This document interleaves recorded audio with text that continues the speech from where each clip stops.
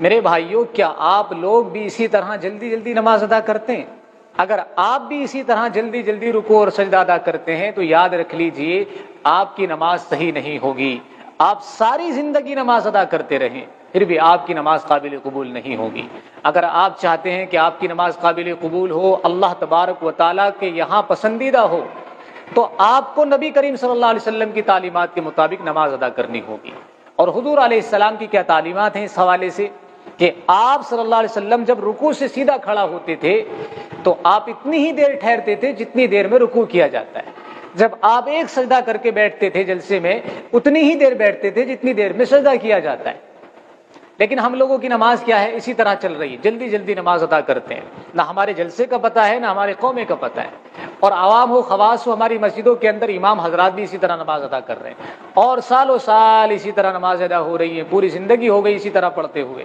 یاد رکھ لیجئے اس طریقے پر نماز صحیح نہیں ہوگی۔ فقہائے کرام نے یہ مسئلہ صاف طور پر لکھا ہے کہ کم سے کم قومہ اور جلسہ میں اتنی دیر ٹھہرنا واجب ہے جتنی دیر میں ایک مرتبہ سبحان اللہ کہا جاتا ہے۔ اگر اتنی دیر بھی ہم نہیں ٹھہرتے تو پھر کہتے ہیں کہ نماز کو دوبارہ پڑھنا ہوگا، نماز صحیح نہیں ہوگی۔ لیکن ہم لوگ تو اتنی دیر بھی نہیں ٹھہرتے، ہماری تو فوراً جو ہے ہم سجدے میں جاتے ہیں، فوراً ہم جو ہے دوسرے سجدے میں جاتے ہیں۔ نہ ہمارے قومے کا پتہ، نہ جلسے کا پتہ۔ میرے بھائیوں، نماز ہمیں سنت کے مطابق ادا کرنی چاہیے، کیونکہ نماز جو ہے وہ اللہ کی پسندیدہ عبادت ہے، اور نبی کریم صلی اللہ علیہ وسلم نے کر کے بتلایا ہے، اور حضور علیہ السلام کی آنکھوں کی ٹھنڈک ہے۔ اس لیے ہمیں نماز کو اسی طریقے پر ادا کرنا چاہیے۔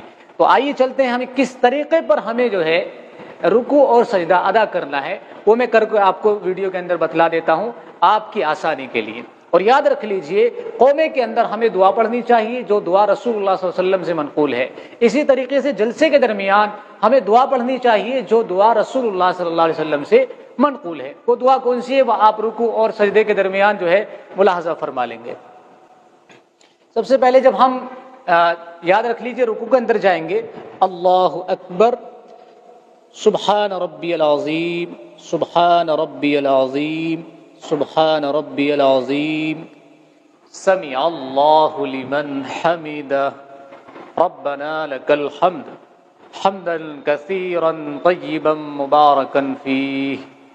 اس دعا کو پڑھنے کے بعد آپ اطمینان سے پھر سجدے کے اندر جائیں گے۔ اب آپ دیکھ لیجئے، خود سمجھ لیجئے کہ آپ نے جب اس دعا کو پڑھا تو آپ کتنی دیر ٹھہرے رہے؟ اتنی دیر جتنی دیر میں 3 مرتبہ سبحان اللہ کہا جاتا ہے، یا جتنی دیر میں آپ رکوع کرتے ہیں، یعنی سمع اللہ لمن حمدہ ربنا لک الحمد، اور پھر جب آپ اس دعا کو پڑھیں گے تو اتنی دیر آپ کھڑے ہو جائیں گے، اتنی دیر آپ ٹھہرے رہیں گے جتنی دیر میں آپ نے رکوع کیا ہے۔ تو یہ طریقہ بالکل سنت کے مطابق ہو جائے گا۔ آئیے اب چلتے ہیں سجدے کے اندر۔ اللہ اکبر، سبحان ربی الاعلی، سبحان ربی الاعلی، سبحان ربی الاعلی، اللہ اکبر، اللہم اغفر لی وارحمنی واہدنی وعافنی وارزقنی۔ اس دعا کو پڑھنے کے بعد اب آپ دوسرے سجدے میں جائیں۔ تو یہ جو آپ جلسے کے اندر بیٹھے ہیں جتنی دیر، اتنی ہی دیر بیٹھے ہیں آپ جتنی دیر میں آپ نے ایک سجدہ کیا ہے۔ تو میرے بھائیوں، جلسہ اور قومے کے درمیان آپ اس طریقے سے نماز کو ادا کریں، تبھی آپ کی نماز صحیح ہوگی۔ اور اس حوالے سے ہماری عوام کے اندر بڑی کوتاہی، بڑی غفلت ہے۔ عوام ہو یا خواص ہو، سبھی اس میں کوتاہی کرتے ہیں۔ یاد رکھ لیجئے آپ کی نماز صحیح نہیں ہوگی، آپ کو یہ چیزیں درست کرنی ہی پڑیں گی۔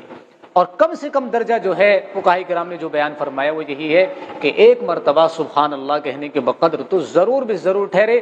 اگر اتنا بھی نہیں ٹھہرتا تو پھر دوبارہ نماز ادا کرنی ہوگی۔ امید کرتا ہوں یہ ویڈیو آپ حضرات کو پسند آئی ہوگی۔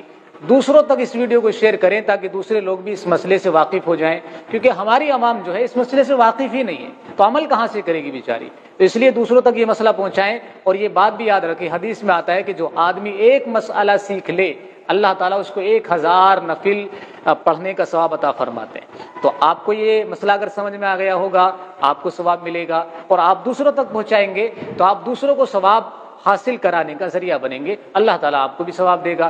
اس ویڈیو کو ثواب کی نیت سے جتنا زیادہ ہو سکے آپ شیئر کریں۔ السلام علیکم ورحمۃ اللہ وبرکاتہ۔